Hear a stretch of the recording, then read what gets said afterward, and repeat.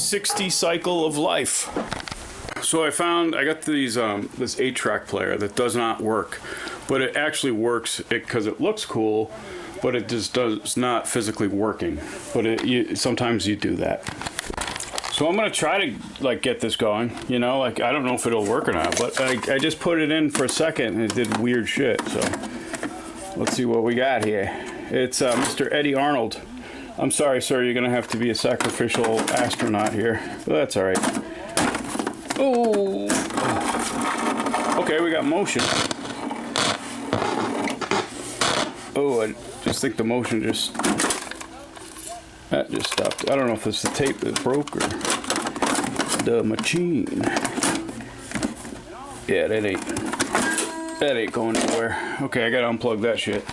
Okay, so I pulled that out of the garbage, but it is going back into the garbage, so maybe I was just the middle person for a brief time, that's all. Sometimes, like, when you're a collector, you make an excuse like, hey, I'm just the middle person for a second there because, I was going to get thrown out, and I picked it up, and I figure, you know, if I can't do anything, I'll throw it out. So it's, hey, it's just like taking a break from the throw out. But, like, sometimes that's not a good justification.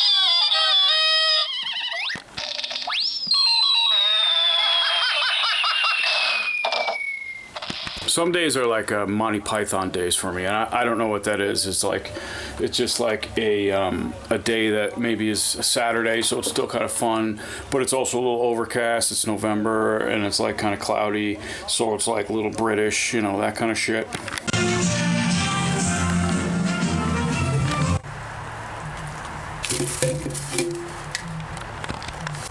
It's like for yard work, I am an artist, you know, but I'm a minimalist. The first time I saw Monty Python was the first time I saw Benny Hill and things like that was on PBS out of New York. And, you know, Benny Hill could be a little different, you know, and I learned to enjoy the humor part of it. You know, you take away some other things that are a little bit more cringy, but you just do what you got to do to enjoy something at this point, right? So sometimes you have to pick it apart, say I like this about this, I don't like this about this, and that's fine. You could do that. You could go a la carte with your choices. Somewhat.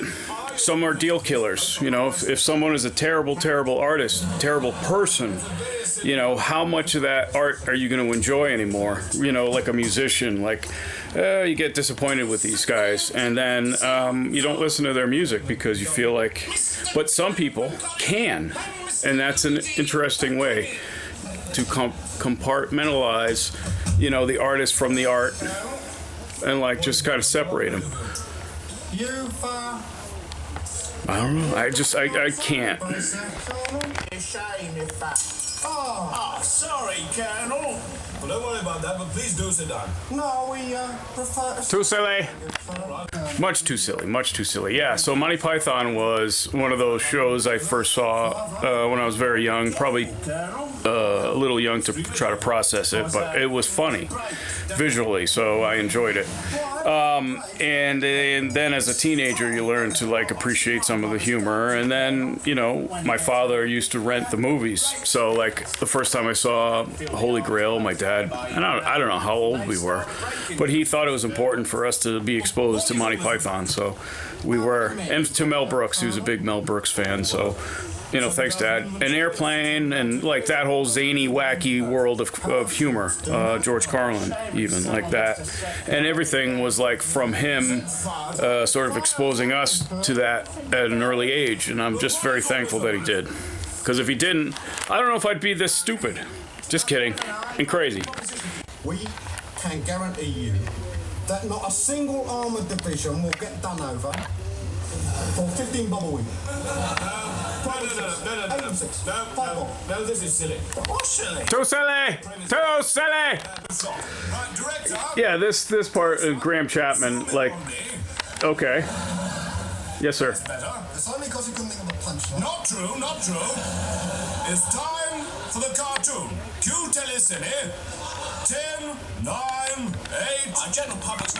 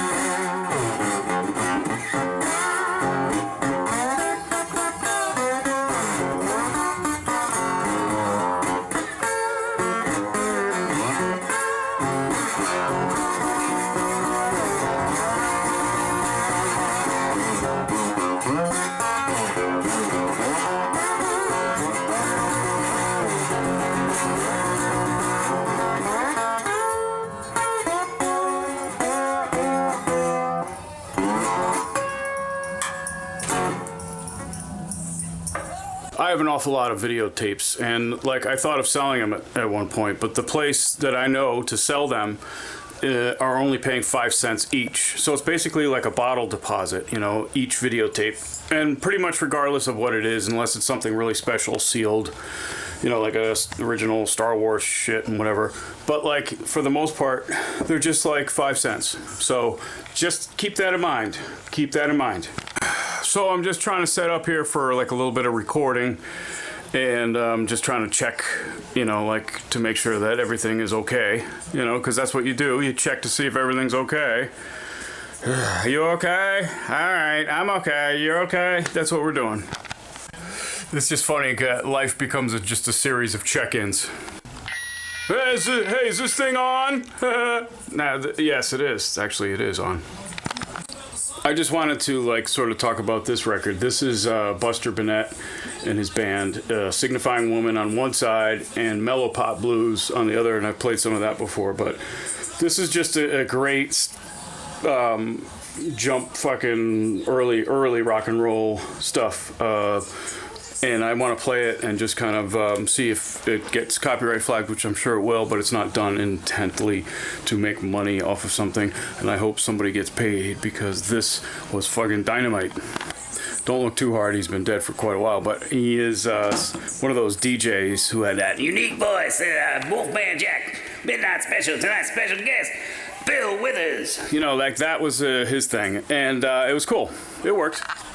Now, it helped that he had a beard, because he looked like Wolfman, right? That was the whole thing. Now, did he come up with the name, or did he just look like that and say, hey, I look like Wolfman? And so maybe that's what happened. Or maybe did he come up with the voice first? I bet it was the voice first. Right, and he's like, I came up with the voice, the Wolfman Jack voice, okay? Now it's like, hey, I kind of look like him too. Good. Wolfman. He looks like a wolf. Good. That works. The voice. Then the name. Hey, now I could put a fucking, you know, cherry on top and give it a name. It's Wolfman Jack.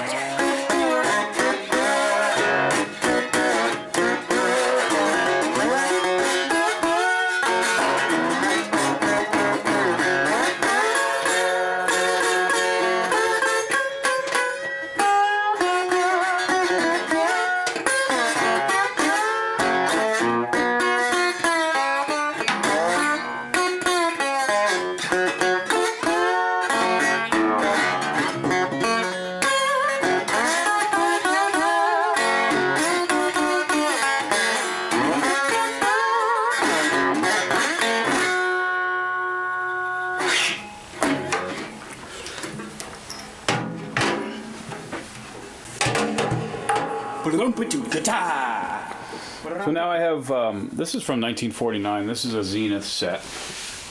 It's always a little scaring trying to plug something in this old.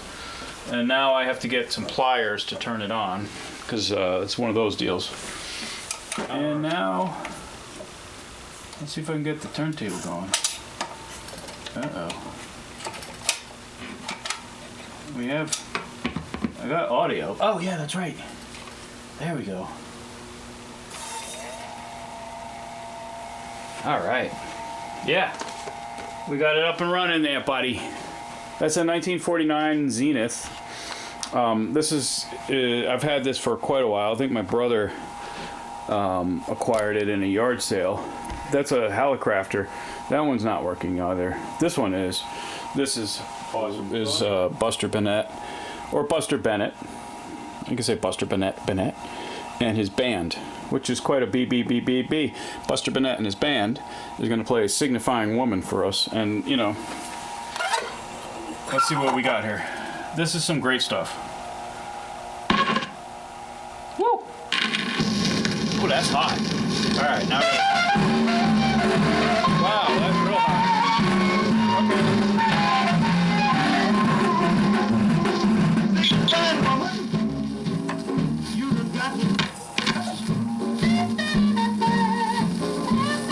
Okay. There we go, that's better. Fuck yeah. Oh yeah, yeah. How they just lie. Don't grab your woman and start a fight. Well, she will tell you that everything is really alright. She'll say, don't get frantic, baby. I love you with all my might.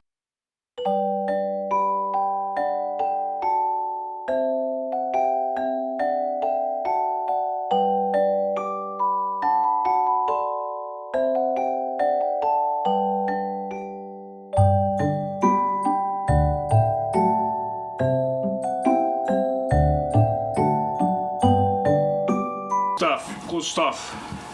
My word, that's how I know I'll always remember the little white cloud that carried right down and cried.